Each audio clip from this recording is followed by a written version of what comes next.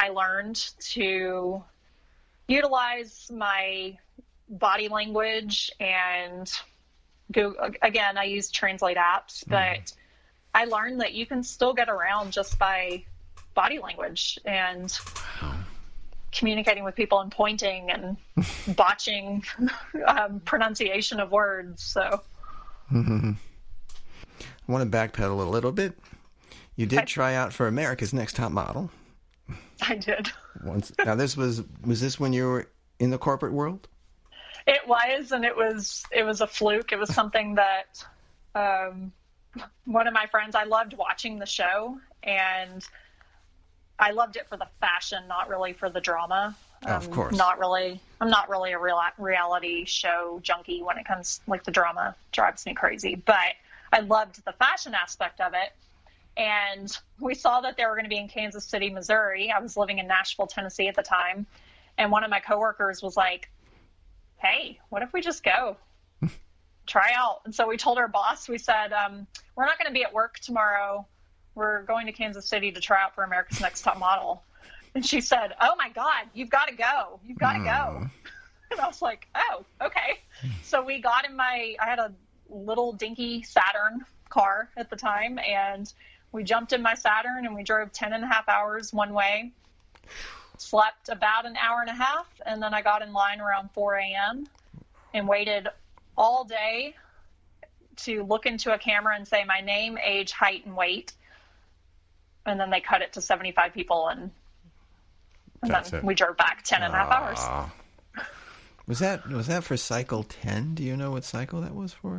I don't. I'm not sure. It was probably in 2008. I think. Yeah, I think that might have been. I watched the show. I really like it for the photo shoots too. Are amazing. The art in that, they capture that moment, and when someone's just dialing it in or actually, feeling it. Obviously, because you're modeling now, which brings. But it did. Yeah, and I was going to say. I mean, I think we're transitioning into this, but it did plant a seed for me at that time, because I remember thinking, like, at the time, I think I was 23 years old maybe. And at that point, people are already like, you're too old to model. and then when they did the whole name, age, height, and weight thing, I'm tall. But for like a model at that time, I would be considered plus size. And I was about 15 pounds heavier at the time, but it really got me thinking just how society views beauty. And so it planted a seed within me that I wanted to change that and change the conversation around beauty and each woman and man, anybody owning their own unique essence. Which you do. Yes.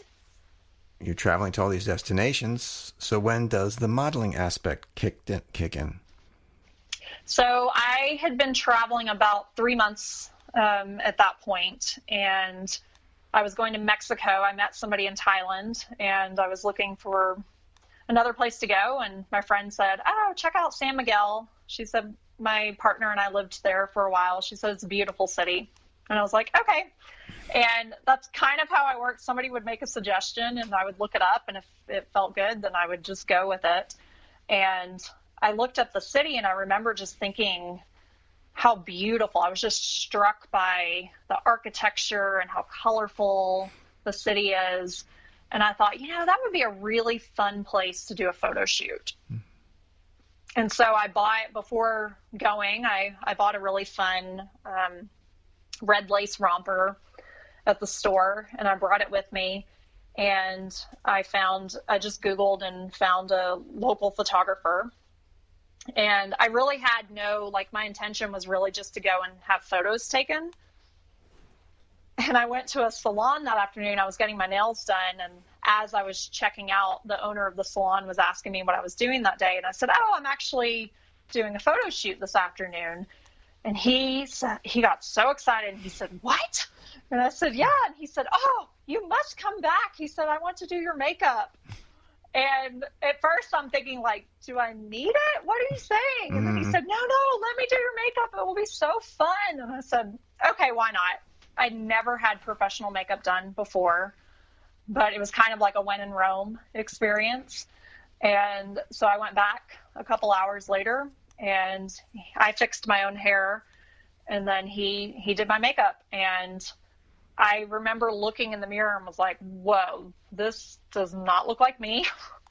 I was wearing like fake eyelashes, bright red lipstick. But I was also like, oh, who is this person?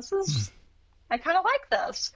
And then when I left and was actually doing the photo shoot experience, I was watching the photographer and just seeing him light up as he was taking me to some of his favorite places.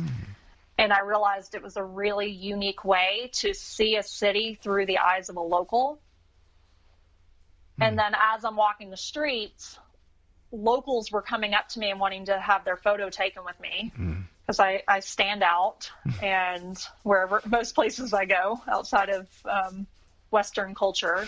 And it was just a really fun experience. And so I thought after that, this is a really cool way to support local economies while also showing people different countries and cities through the eyes of a local, and showing them that each place is beautiful in its own way, just as each person is beautiful in his or her own way. That's it. Now, when you find the photographers, the stylists, do you know if they speak English, or do they have people that do speak English on their crew? So the first photographer I had did not speak English, but he brought somebody with him who did. He was a young kid. It was really funny because he would say, he was a guy in college, and he would say, he says to do something with your hands.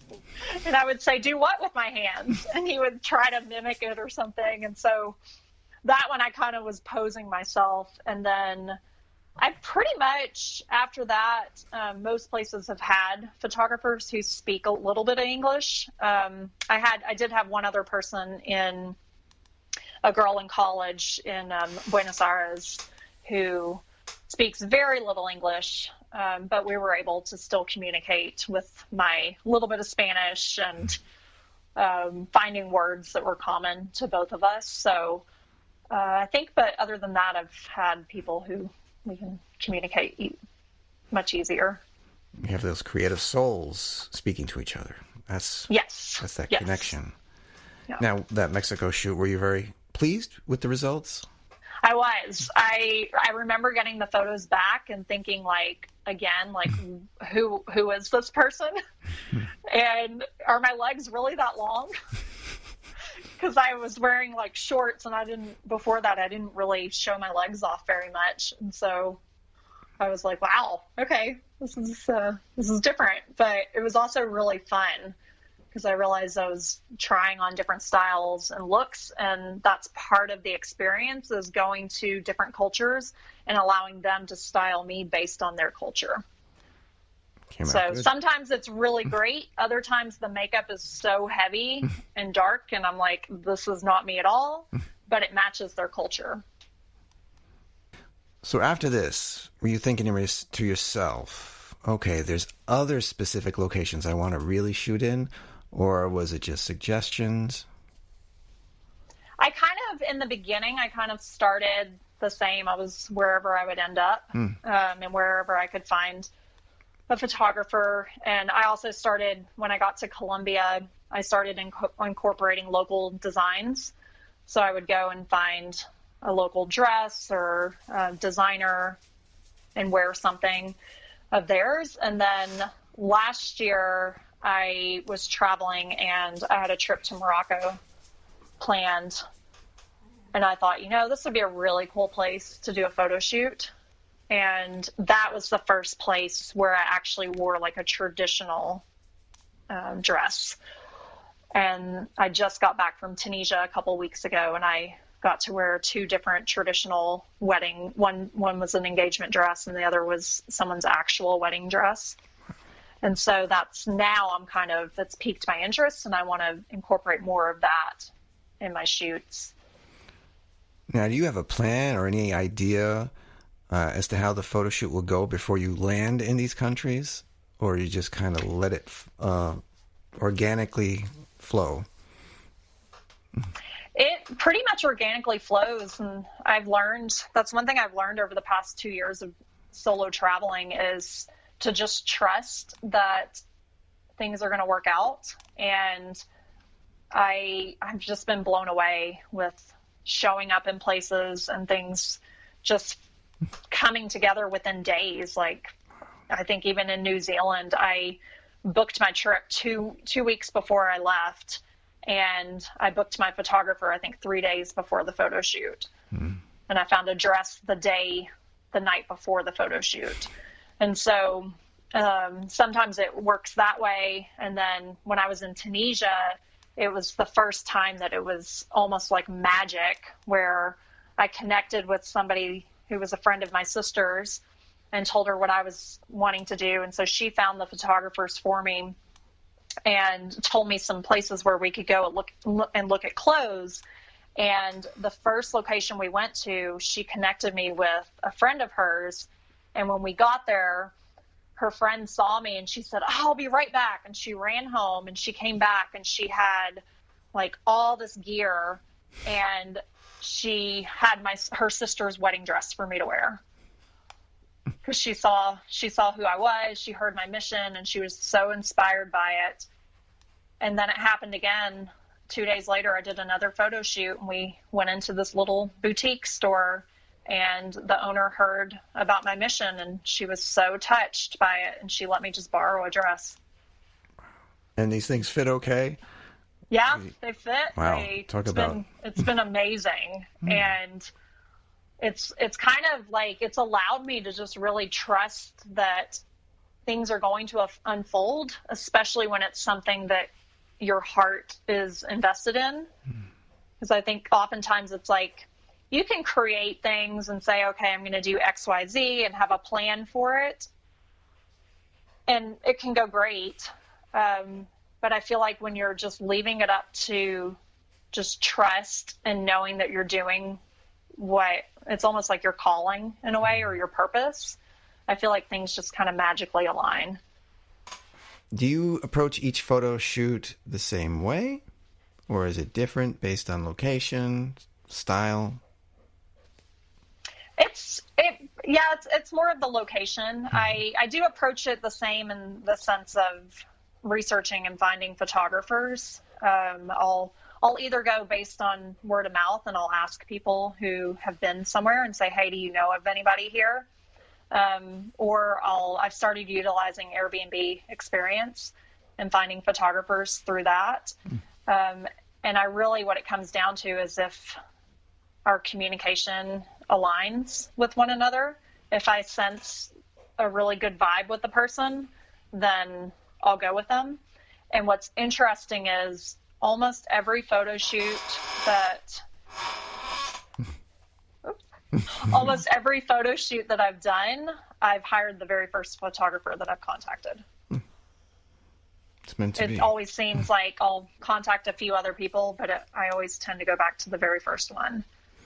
And while you're shooting, you throw ideas back and forth, like, oh, maybe this will be a good spot, or if I turn this way, what do you think? Is it something like that? Yes, each one's a little different. Like some of them I'm bringing my own flair to, and then others, like I did a high fashion photo shoot in Paris last summer, and that was the first time that I hired someone who is like a legit professional fashion photographer. Like he has campaigns with all of these fashion designers and shoots real models. And but so he had his own team. He had his own moolah who did like my hair and makeup. His wife styled me. We had a van. We drove around to locations. Before each location, they were fixing my hair, touching my makeup up. I had 5 different outfits, different jewelry for each look. So that one was like very elaborate. And I just totally left that up to the photographer and to his genius. And then others, I'll kind of have an idea, just depends on the place. Like in New Zealand, I knew I wanted to be on a black sand beach and do something a little more authentic and playful. And so it really just depends on the location.